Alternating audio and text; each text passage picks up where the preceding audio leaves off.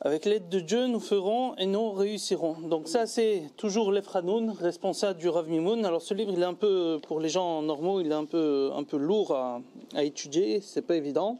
Responsable de Rav Mimoun, ça veut dire Shoot, en hébreu, She'elot ou Tshuvot, question et réponse. On lui pose une question, il va fouiller un peu dans toutes les sources. Qui c'est? Le Rav Mimoun. Oui. Et il va te dire, voilà, c'est permis pour telle et telle et telle raison, c'est interdit pour telle et telle raison. D'accord? Et donc, il pose des questions? Oui. Donc là, ici, d'ailleurs, c'est les sortes de livres que je préfère le plus, c'est les shootings. Question-réponse. Le Rav Ovadia Yosef, quand on lui posait une question sur un sujet, il te ramenait des centaines et des milliers de sources différentes de tête. C'est monstrueux, c'est juste inhumain. Là, il y a beaucoup de réponses. Le Rashbas, le Ribash, Maïmonide, tout le monde. Chercher la source, le mec. Exactement. Par exemple, est-ce que l'électricité, c'est interdit pendant Shabbat ou pas? C'est interdit ou pas pendant Shabbat? C'est une vraie question. C'est interdit, oui. Pourquoi? C'est sûr que c'est interdit. Pourquoi? Pourquoi? Ouais. Parce qu'on n'est pas des rabbins pour savoir. Ce qui est interdit pendant Shabbat, c'est le feu. Il est interdit d'allumer le feu pendant Shabbat. Mais est-ce que l'électricité, c'est un feu? La foudre, par exemple, c'est pas un feu, c'est un plasma. Le feu. Est-ce que l'électricité, le feu, il brûle le plastique? L'électricité, elle passe pas le plastique. Le feu, quand tu le mets dans l'eau, il s'éteint. L'électricité dans l'eau, ça passe. Donc c'est pas aussi évident que ça. Il y a eu des livres entiers, des étagères qui ont été écrits sur le sujet pour en arriver à la fin à la conclusion que c'est interdit. Mais d'où tu vas savoir? À l'époque de Moïse, de Moshe Rabbeinu, ils savaient s'ils avaient de l'électricité? Bref, le Rav Shlouch et le Chazon Ish, Aleichem Shalom, ils ont étudié le sujet à fond. Le Rav Shlouch, de mémoire bénite, Rabbi David Shlouch, il était parti à la centrale nucléaire, ici pas loin à Hadera, je crois, à la pas centrale nucléaire, centrale électrique, nucléaire, c'est dans le sud. Il avait parlé avec le chef de la centrale électrique et les ingénieurs pendant des jours et des jours et des jours pour comprendre exactement comment ça marche, les électrons, les protons, les neutrons, tout comment ça marche, l'électricité, pour à la fin écrire sa réponse. Il a écrit une réponse longue comme le bras là-dessus. Je l'ai ici. Mais c'est très compliqué, c'est pas évident. Enfin bref, est-ce qu'on doit dire Tachanoun le jour de Yom Ha'atzmaut? Ça vous intéresse? Bien sûr. Ouais. Rav Mimoun, c'est un sioniste en plein. Il faut savoir que le Rav Mimoun, alav shalom, c'était l'élève de Rabbi Shimon Mimoun. Et Rabbi Shimon Mimoun, c'était l'élève de Rabbi Chaim Chouri. Rabbi Chaim Chouri, il était extrêmement, très très sioniste, énormément. Il poussait autant de personnes qu'il pouvait à monter en Eretz Israël. Donc c'est quelque chose qui s'est transmis de maître à élève, cette manière de penser. C'est pas évidemment le Rav, il a toujours eu sa propre idée, ses propres pensées, mais ça veut dire qu'il a surtout été influencé par ses maîtres. Il a même étudié d'ailleurs aussi sous Rabbi Chaim Chouri lui-même. Donc lui-même, c'était à Gabès, c'était la Chita. Il y avait une pensée comme ça qui était très très sioniste. Par exemple, en Tunisie, il y avait le Ish Matzliach, Rabbi Matzliach Mazouz, de mémoire bénite, Hashem Yikom Damo, qui a été assassiné. Lui, quand il a appris qu'en Israël, c'était pas exactement le top de la religion comme il faut, il a été un peu plus prudent, il a mis un frein là-dessus. Donc c'est pour ça que ceux qui vont plus dans le chemin de Rabbi Matzliach Mazouz, eux, ils font pas le Hallel, ils font pas la fête, le Yom HaAtzmaut, quand c'est l'indépendance d'Israël. Alors que ceux qui vont dans le chemin de Rabbi Chaim Chouri, Rabbi Shimon Mimoun, Rav Avraham Mimoun, eux, c'est une autre manière de penser. D'ailleurs, Rabbi Yinun Chouri, le fils de Rabbi Chaim, lui-même, il a travaillé pour la Sortnout, pour faire monter les Juifs. Il y a une histoire qu'on m'a racontée, le frère de Rabbi Yinun Chouri m'a raconté, quand j'avais été à Be'er Sheva. Il m'a dit une fois, mon frère, Rabbi Yinun, c'était quelqu'un qui était phénoménal en Torah. Il s'agit d'une lumière très très très spéciale, cet homme-là. C'était vraiment un homme d'une humilité simplement inimaginable. Ça veut dire, après Moshe Rabbeinu, il y a lui. Il était tellement humble, tellement modeste. Mais comment on peut être comme ça? C'est juste inimaginable. Et pourtant, c'était une sommité en Torah. En Torah, c'était juste... qui arrive à son niveau? Mais humble. Bref, un jour, il s'est posé la question, il a dit, moi j'envoie les gens en Israël, peut-être ils arrivent en Israël, ils sont malheureux là-bas, c'est pas un endroit où ils sont bien, et tous les jours, il y a des gens qui sont en train de dire, hey, qu'est-ce qu'il m'a fait Rabbi Yinoun, il m'a envoyé ici, ils se plaignent de moi. Il a dit non, je ne peux pas continuer comme ça. Je vais partir en Israël, moi, voir comment ça se passe, que si j'envoie des gens habiter là-bas, que je ne leur vende pas n'importe quoi, que je sache. C'est vrai, la terre, elle est sainte, et c'est important d'aller en terre d'Israël, mais quand même, il ne faut pas que les gens y souffrent à cause de moi. Alors, il est parti, il a vécu, il m'a dit, son frère, il a vécu dans la rue tout le temps où il était en Israël, parce qu'il n'avait pas d'argent. Et il vivait dans les abris de bus, il dormait dans les abris de bus, il dormait des fois, je crois, dans des bus, des choses comme ça. Et tout le temps, il était dans la rue. Et je lui ai posé la question, je lui ai dit, mais attends, c'est le fils de Rabbi Chaim Chouri. Il aurait juste un mot à dire. Rien qu'on sache qu'il est là, il aurait trouvé toutes les portes d'Israël et se seraient ouvertes devant lui. Pourquoi? Il a dit non, mon frère, il ne voulait pas profiter de sa réputation ou de la réputation de son père. Incroyable. Il a dit il ne voulait pas profiter ni de la réputation ni des gens. Comme ça, c'est incroyable. Une fois, d'ailleurs, vu qu'on parle de Rabbi Yinun alav shalom, une autre petite histoire pour les gens, parce qu'il n'est pas connu du tout malheureusement. Il avait l'habitude, Rabbi Yinun, de toujours préparé, il était venu en Israël, il a été un simple professeur dans une école. Alors que quelqu'un de son niveau, c'est comme si Einstein, il s'occupe de la maternelle. Tu vois, tu dis, mais quel rapport?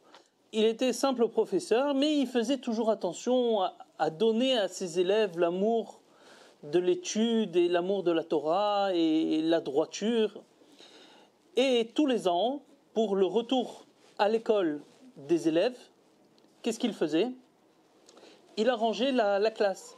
Il la faisait belle, il la nettoyait, il mettait des images, il mettait des choses étincelantes.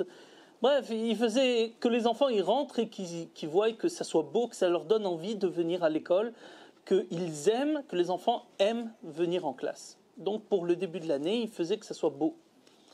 Et une année, il s'était particulièrement investi pour faire la classe très belle. Alors, il va chercher son fils ou sa fille, je ne sais plus. Il va le chercher, il lui dit, viens, je te montre la classe, comment je l'ai fait jolie. Il vient, ils arrivent, ils rentrent. C'est le soir.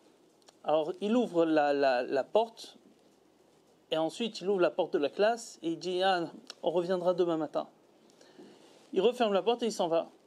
Et puis, l'enfant, il lui pose la question, il lui dit, mais papa, pourquoi tu veux qu'on revienne demain matin? On est là, montre-moi. Il lui dit non. Si je veux te montrer, je vais devoir allumer la lumière. Et moi, on ne m'a pas donné la permission d'utiliser la lumière, l'électricité de l'école. Comment moi je peux voler l'électricité de l'école? Il dit, mais papa, il y en a pour 5 secondes, c'est pas de l'argent. Il dit, mon fils, tout c'est de l'argent. Je ne peux pas, moi, utiliser La lumière, même allumer la lumière de l'école sans permission, je ne peux pas profiter sans permission, c'est interdit. Demain matin, il y aura le soleil, on pourra rentrer, on pourra profiter. Des tzadikim comme ça, incroyable. Font attention à chaque centime, ne pas voler, ne pas tromper, même à chaque centime. Alors allons-y. Rabbi Avraham Mimoun, il dit, voici une copie d'une réponse de mon maître, le génie, le juge parfait, Rabbi Shimon Mimoun, de mémoire bénite. Vous pouvez aussi boire, manger, il ne faut pas rester. Ouais, non, je vois, vous êtes... détendez-vous. Ouais. On devrait prendre des notes. Ouais. Alors, qu'est-ce qu'il dit? À Gabès, le jour d'indépendance, pendant 3 jours, on ne faisait pas le Nefilat Apayim. C'est quoi? Ah oui, alors j'explique. C'est quoi Nefilat Apayim? C'est après la prière, à la fin de la prière, le matin ou l'après-midi, quand c'est un jour de normal, ce n'est pas un jour de fête, alors on fait une prière spéciale. D'accord? Et ça s'appelle Nefilat Apayim, faire tomber la face. Maintenant, si c'est un jour de réjouissance, si c'est Shabbat par exemple, alors ce n'est pas honorable vis-à-vis de ce jour de faire tomber la face, de mettre face contre terre, comme c'est marqué des fois dans la Torah, dans la Bible, et les tomber face contre terre. Donc, dans la prière, il y a une partie de la prière qui s'appelle mettre face contre terre, pour supplier Dieu. C'est ce qu'on dit au moment de Les David Elecha Hashem Nafshi Esa. C'est ça, Nefilat Apayim, à ce moment-là. Ouais. Donc, est-ce que l'indépendance d'Israël, c'est un jour de joie tel qu'on ne fait pas Nefilat Apayim, on ne fait pas tomber la face? Ou alors tu dis non, c'est un jour comme tous les autres, et dans ce cas-là, il faut faire tomber la face dans la prière. Et en fait, à Gabès, c'est ce qu'il faisait, je crois d'ailleurs même c'était pareil à Tunis, mais à Gabès, je suis sûr, c'est que non seulement il ne faisait pas tomber la face le jour même, d'accord, mais en plus, la veille et le lendemain non plus, pendant 3 jours. Pourquoi? La veille, parce que c'est veille de fête, et veille de fête, on ne fait pas tomber la face. Et le lendemain, parce que c'est Isrou Chag, c'est la sortie de la fête. Ça veut dire vraiment, ils sont allés très très loin dans le raisonnement. Alors que de nos jours, même les plus... De nos jours, même les juifs religieux les plus sionistes au monde, ils font qu'un jour. Ils font qu'un jour, le jour même, c'est tout. Mais si tu vas les voir et tu leur dis, mais tu sais, nous en Tunisie, on fait 3 jours. Veille de fête aussi, il ne faut pas faire. Isrou Chag non plus. Bref. Donc il dit, par rapport à ces 3 jours-là, est-ce qu'on commence la veille du jour d'indépendance ou le jour d'indépendance lui-même? Mais qui est-ce qui avait fixé ça? Alors là, on était comme ça sioniste à Gabès. C'était Gabès, c'était le fin fond de la Tunisie. Oui, c'était vraiment le désert là-bas. Et moi, j'ai envoyé cette lettre par rapport à l'indépendance de l'État d'Israël au grand rabbin de Tunisie, Rabbi Mordechai Amias. Meish. Oui. Alors, les Gabésiens ont dit Meish, mais normalement c'est Amias. D'ailleurs, ici, ils ont fait une erreur, ils ont mis un mème à la place d'un samer. Hakohen, de mémoire bénite. Et voici ce qu'il m'a répondu dans une lettre à propos de tomber le visage. Si on le fait à partir de la veille de l'indépendance, du jour d'indépendance, ou juste le jour d'indépendance lui-même, c'est sûr qu'on parle à partir du jour d'indépendance et après. Et il dit toutes ces choses-là, ils n'ont pas de racines dans la loi juive. Et donc, pour cette raison, je ne peux pas m'allonger là-dessus. Donc il dit... C'est-à-dire que ce n'est pas d'halakha.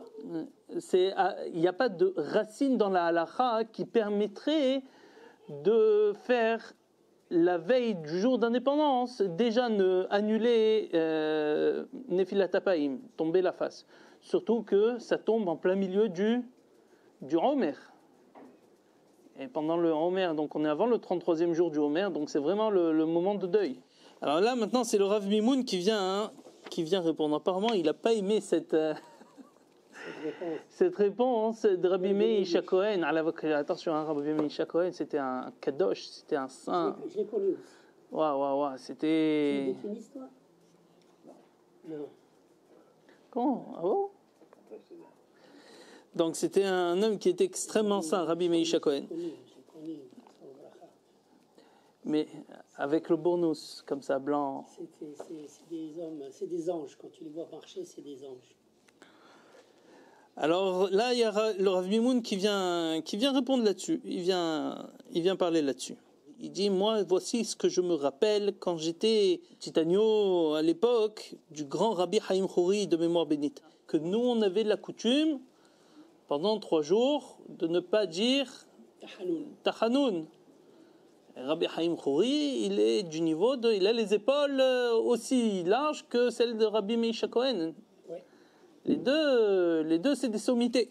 Donc, le jour d'avant, le jour d'indépendance et le jour d'après. Et voici ce que j'ai pensé, moi, en tant qu'enfant. Comme on a dit au début, il a dit, moi, j'ai pensé, quand j'étais petit, je me suis dit, c'est comme la veille de la fête, le jour de la fête, et Yisro Chag, le lendemain de la fête. Mais j'ai jamais su d'où est-ce qu'elle vient, cette coutume-là. Donc, d'où est-ce que ça vient? Il dit, si c'était... Il dit, pourtant, si la fête d'indépendance, elle avait le même niveau, ne serait-ce que le même niveau de Hanouka et Purim, alors pourtant Hanouka et Purim, ça a été institué par les sages. Ça, c'est un vrai poids. Et pourtant, la veille et le lendemain, on fait Nefilat Apayim. Il y a juste Mincha qui précède, qu'on ne fait pas la prière de l'après-midi, qui précède Hanouka et qui précède Purim, qu'on ne fait pas. Mais le matin, la veille au matin, on fait Nefilat Apayim. Le lendemain, on fait Nefilat Apayim. Est-ce que le Anne, quand on fait aussi, elle fait partie de Nefilat Apayim? Oui. Hein? Oui. Atal ou Rachan ou Oui, oui. Kachan ou Shan. Oui. Ça fait partie de... Ça fait partie de l'ordre de Nefilat Apayim, oui. Quand on ne fait pas Nefilat Apayim, on ne fait pas ça non plus. Tachanoun, oui. Velo yoter kamura b'shulchan aruch or haim. Et on ne fait pas plus tel que c'est marqué dans le Shulchan Aruch. Même si Nefilat Apayim, donc tomber la face, c'est quelque chose qui n'est pas obligatoire. Tu peux le faire, tu peux ne pas le faire, c'est pas obligatoire. Comme c'est marqué dans le responsa du Rivash. Rivash, c'est Rabbi Yitzhak Bar Sheshat, il est là. C'est un des Chachamim qui a vécu d'ailleurs en Algérie. Donc lui, il dit, qu'est-ce qu'il dit le Rivash? Il dit que c'est pas obligatoire. Mishem Ri Ibn Jihad. Waouh, il ramène ça. Les jours, c'est pas obligatoire. C'est pas, oui, apparemment. Il ramène ça, il faut que je voie la réponse, c'est le même du Rivash pour confirmer, mais apparemment, ouais. Il dit ça au nom de Rabbi Yitzhak Ibn Jihad. Donc, lui, Rivash, il est assez récent. Il a que 600 ans. Il est jeune. Alors, oui, par rapport au Talmud qui en a 2000, il est jeune.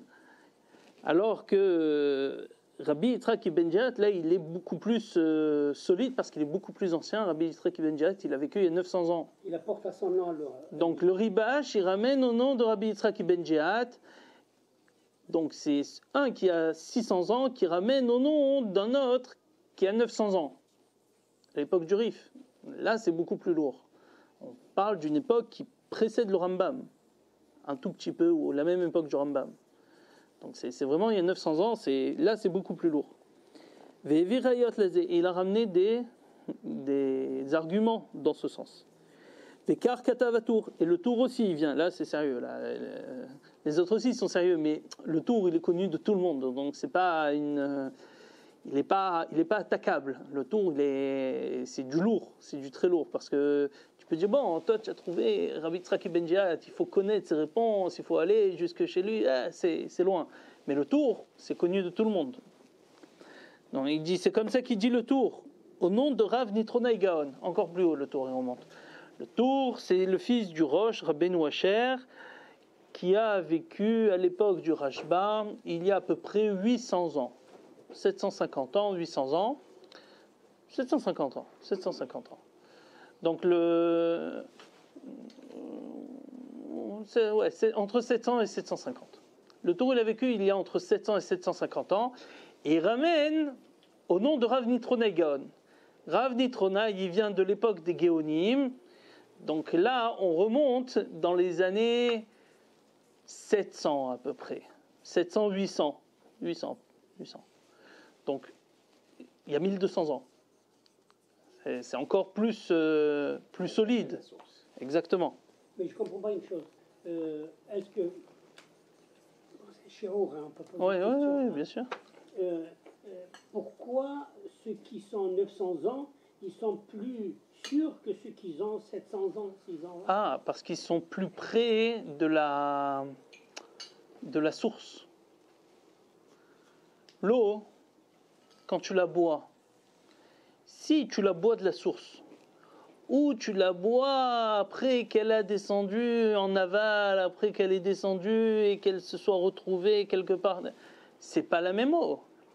C'est pas pareil. Non, je pense que le Rav, en fait, ce qu'il fait, c'est que pour essayer d'expliquer pourquoi ils ont fait avant le jour même et Isrourag, il va chercher toutes les possibilités. Oui, ça c'est... Il a autour de lui.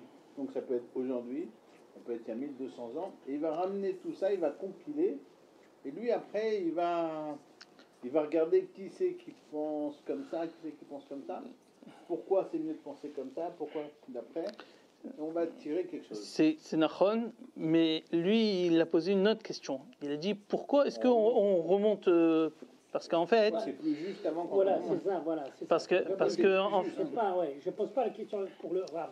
Pourquoi c'est plus juste, même dans notre cas? Alors, je vais te donner un exemple et tu vas comprendre. Tu vas comprendre à travers l'exemple. Ouais. Si je te dis, voilà, imaginons ton père Baba Moshe, il a écrit un livre. Baba Moshe de mémoire bénite, c'est son père. Il a écrit un livre, d'accord? Et puis vient quelqu'un maintenant, il est décédé Baba Moshe depuis 20 ans. Vient quelqu'un maintenant, il te dit écoute, j'ai lu le livre de Baba Moshe et il semblerait que Baba Moshe il portait des lunettes. D'accord? Du livre, j'en déduis à tel endroit que Baba Moshe portait des lunettes. Qu'est-ce que tu vas lui répondre? Non, moi je ne portais pas de lunettes. Il va te dire, mais attends, là c'est marqué que apparemment il portait des lunettes. Donc j'ai raison, pas toi. Moi je suis son fils. Et alors? J'ai vécu avec lui. Et alors? Je le connais mieux que toi. Voilà, exactement. Tu vas lui dire, écoute, je ne sais pas comment tu en es arrivé à comprendre telle chose de telle manière que mon père ait porté des lunettes, mais moi, j'ai vécu avec lui, je l'ai vu de mes yeux. Il n'avait pas de lunettes. Donc toi, je ne sais pas comment tu en es arrivé là avec ta réflexion, mais tu as tort. Voilà. Peut-être que la réflexion elle est bonne, mais le résultat est faux. Il ne portait pas de lunettes. On reste avec ce problème. On a un témoignage qui dit comme quoi il ne portait pas de lunettes, et on a une réflexion avec un sous-entendu du livre dans lequel on voit qu'il portait des lunettes. Vient 5 ans plus tard, une autre personne, et elle te dit « Ah, mais pourtant, c'est marqué ici, comment c'est possible? C'est marqué qu'apparemment, c'était à la plage. » Qu'est-ce que tu comprends? Mon père, quand il allait à la plage, il mettait des lunettes. Mais quelle sorte de lunettes? Soleil. Lunettes de soleil, pas lunettes de vue. Donc tu viens, tu dis, ah, mais ça, c'est à la plage. À la plage, on ne met pas des lunettes de vue. Mon père, oui, il mettait des lunettes de soleil. Ça, oui, mais il n'avait pas de lunettes de vue. Et là, on comprend, on dit, ah, donc ça faisait allusion aux lunettes du texte quand on parle. Il dit, oui, il portait des lunettes, mais c'était des lunettes de soleil, pas des lunettes de vue comme tu pensais, toi, comme tu l'avais déduit.